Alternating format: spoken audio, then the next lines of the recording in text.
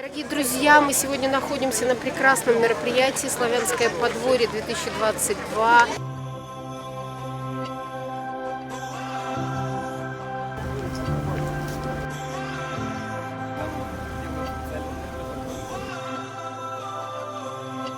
Ну, благотворительное фото, мне вообще нравится, наверное, атмосфера сама.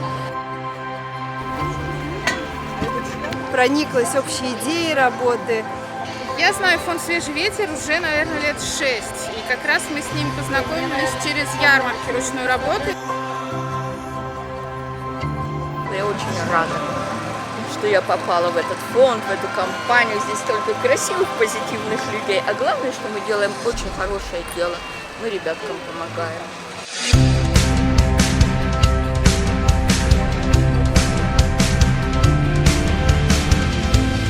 Первая площадка – это квасы-узвары, она за моей спиной. Красивая площадка с прекрасными мастерами мастер-классов, где мы раскрашиваем деревянные игрушки в русском стиле. Конечно, лавка мастеров – это наш любимый проект «Лавка чудес», который тоже здесь на поле представлен с разными нашими товарами, рукодельными, теплыми, которые созданы с любовью.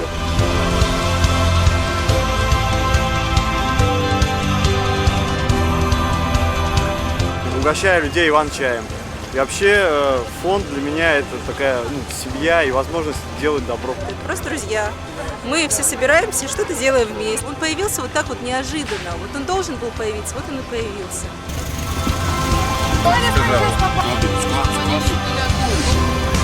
Фонд живет, в том числе и моими силами. Небольшой вклад я делаю, и мне от этого, конечно, очень приятно. И очень благодарим администрацию города Подольска за поддержку фонда «Свежий ветер», за согласование наших площадок. Здесь супер, здесь очень много ребят, заряженных одной идеей, помочь вашему фонду, сделать в него донаты.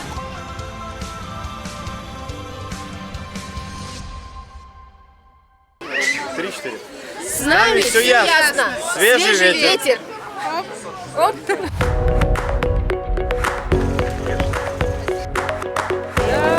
Посчастливит. Очень классный квас. Вкусный квас, хороший. Удовлетворение, что я тут не зря стою, что приношу какую-то пользу.